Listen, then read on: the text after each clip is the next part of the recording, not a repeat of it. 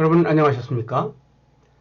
오늘은 아동들의 그림과 투시 원근법에 대해서 말씀드리겠습니다.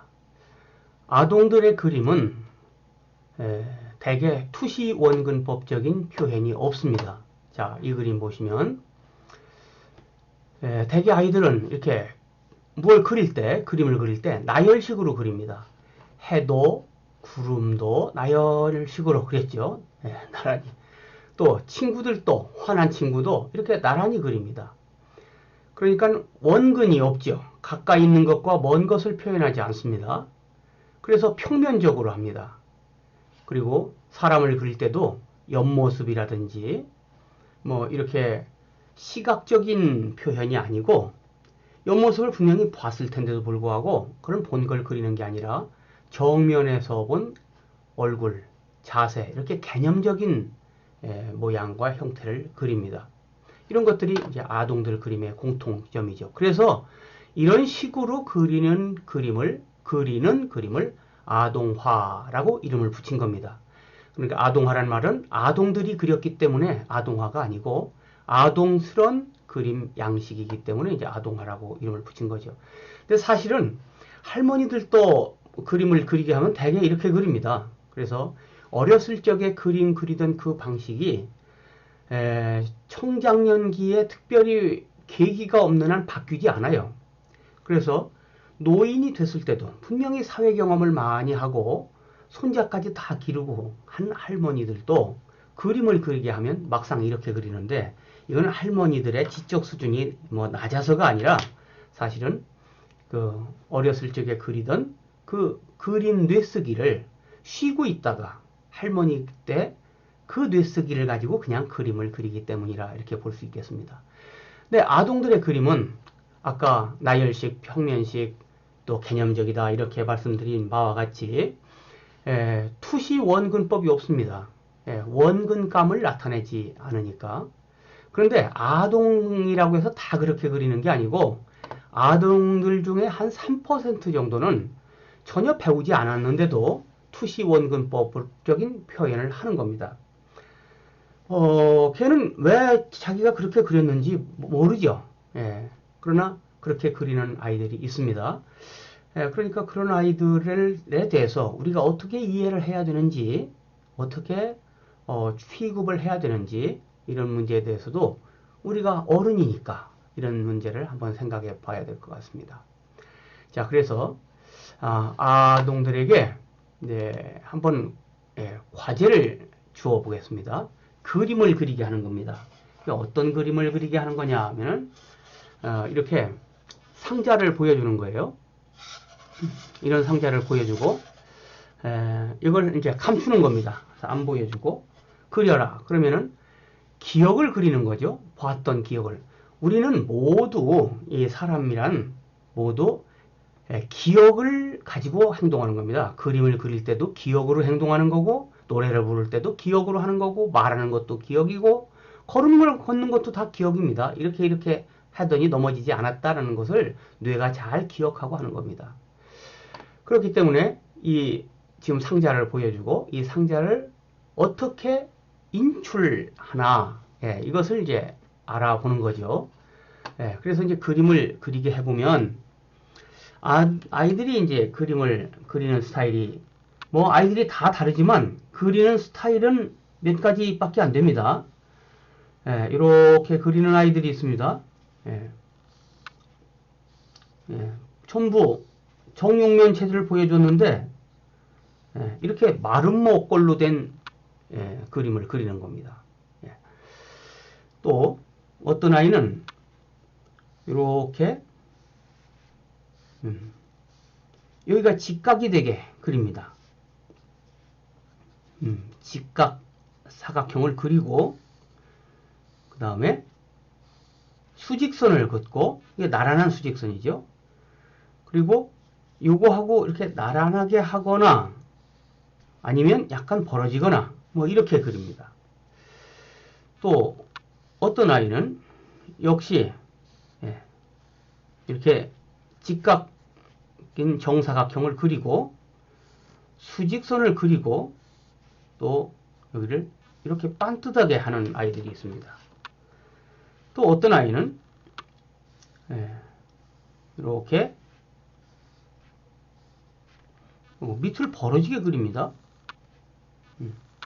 그리고서 이렇게 그리는 거예요.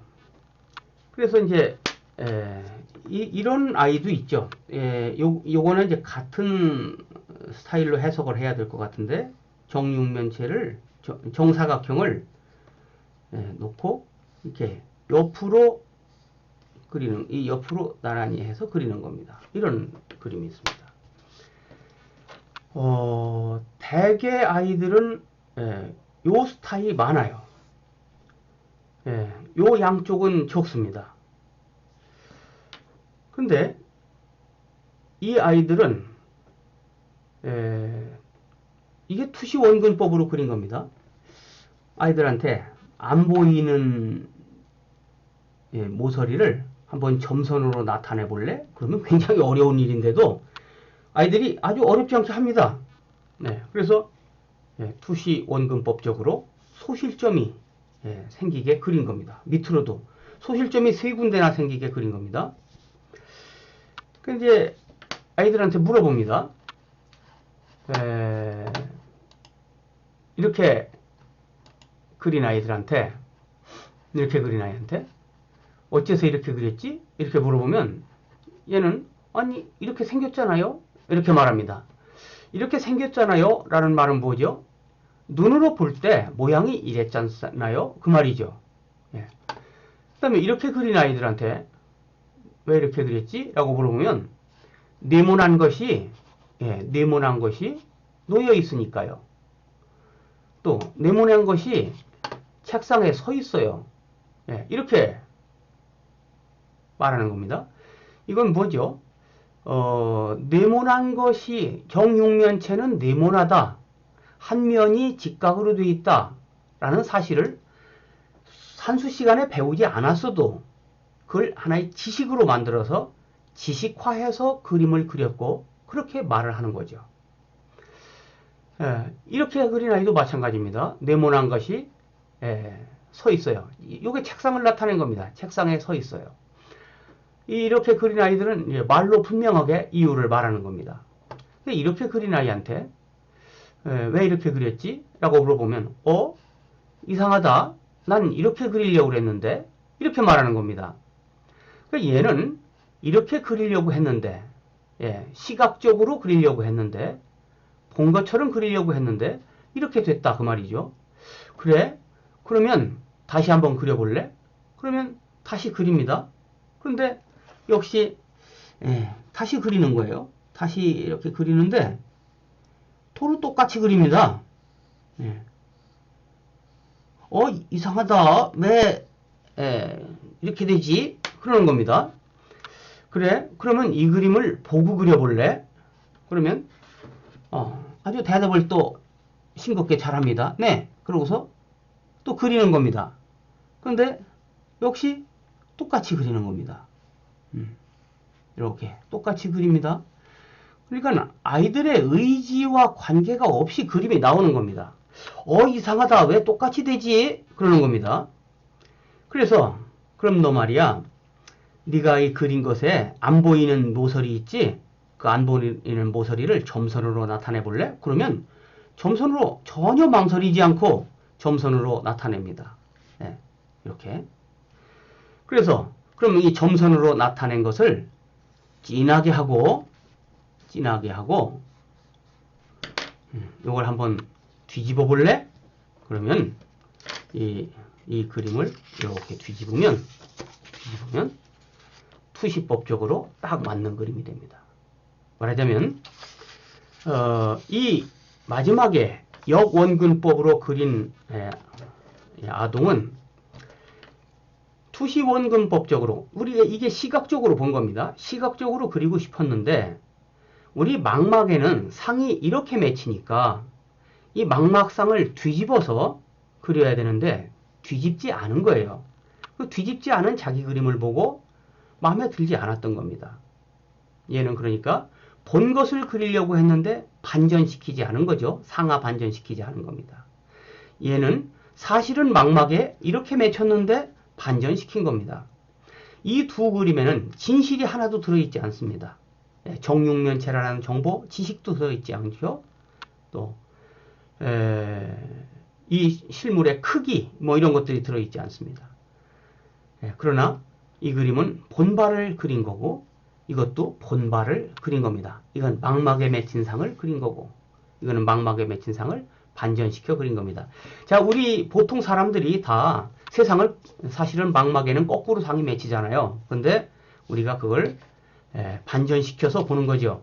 그래서 거꾸로 보이는 안경을 만들어 씌우면 불과 일주일 만에 또 세상을 바로 봅니다. 그 안경을 벗으면 또 세상이 거꾸로 보이죠.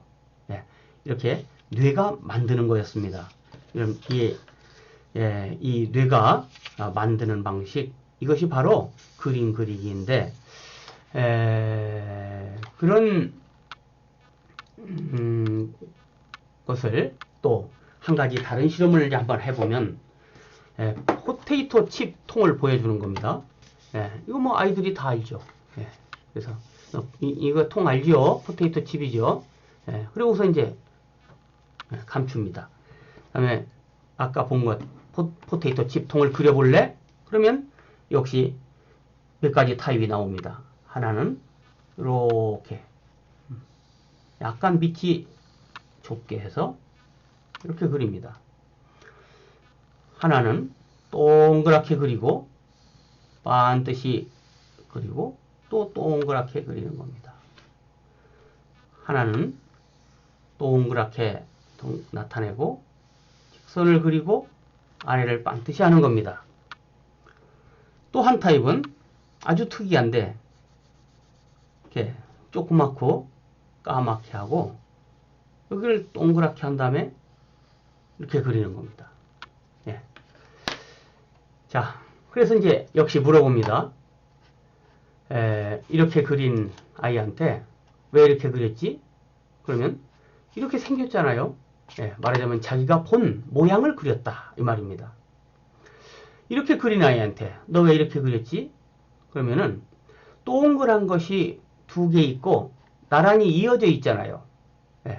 구조적으로 이해를 해서 눈으로 본 것을 구조적인 정보로 바꾸어서 저장을 해놓고 그 저장했던 걸 출력해서 그린 겁니다. 구조적 이해를 출력한 거죠. 앞에 1번은 본 기억을 출력한 거죠. 자, 이렇게 그린 아이한테 왜 이렇게 그렸지? 물어보니까 동그란 것이 책상에 서 있어요. 책상은 반듯하니까 책상은 수평으로 반듯하게 되어 있다는 걸 알고 있기 때문에 그 언어적 지식과 구조를 합쳐 그린 거죠. 이 언어적 설명, 언어적으로 설명되어 있는 것을 출력한 겁니다. 자, 이 그림이 아주 특이하죠. 포테이토 칩통을 그리라고 그랬는데 웬 항아리를 그려놨습니다. 그래서 왜 이렇게 그렸지? 물어보면 옆에도 동그랗잖아요. 옆도 동그랗다. 그 말은 뭐죠? 물론 시각으로도 동그랗다는 걸 알 수 있겠지만 손으로 만졌던 경험, 즉 촉각적인 경험을 출력한 거죠. 그러니까 우리가 하는 모든 행동은 뇌에 입력된 것을 출력하는데 첫 번째 그림은 뇌에 입력된 시각적 정보를 가공하지 않고 변형시키지 않고 그대로 출력한 거고 이건 구조적으로 논리적으로 이해한 것을 그 정보, 지식을 출력한 거죠. 이것은 언어적으로 이해한 것을 출력한 거죠. 이것은 촉각적인 경험을 출력한 거죠. 결국 아동들이 그림을 그렸는데 타입은 4가지로 나옵니다. 1000명의 아이들이 그림을 그렸는데 타입은 4가지로 분류할 수 있습니다. 그러면 그 말은 무슨 말이죠? 뇌에서 정보 처리 방식이 4개 종류다. 이렇게 말할 수 있죠. 이것을 좌뇌, 우뇌와 결부시켜서 설명한다면 이것은 시각적인 정보를 그대로 그린 거니까 우뇌적인 정보를 인출했다. 이렇게 말할 수 있죠. 이것은 지식과 언어를 출력한 거니까 좌뇌적 정보를 인출했다. 이렇게 말할 수 있죠.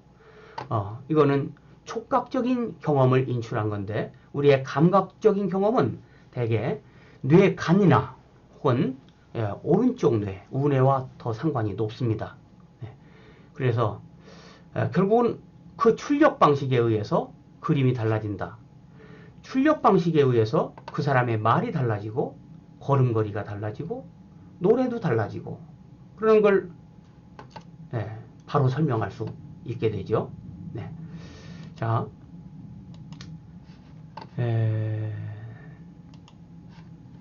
한국인 아동은 그림을 그릴 때 눈으로 보았던 시각적 경험을 출력하는 형이 적습니다. 한중일 3국 중에 가장 적어요. 그 말은 무슨 말이냐면 그림 그릴 때는 우뇌적으로 정보를 인출해 쓰는 아동이 적다. 그러면 그림 그릴 때는 좌뇌로 그리는 아이가 많다. 이런 의미도 되는 겁니다. 왜 이렇게 됐을까? 좋고 나쁘고를 말하는 것이 아닙니다.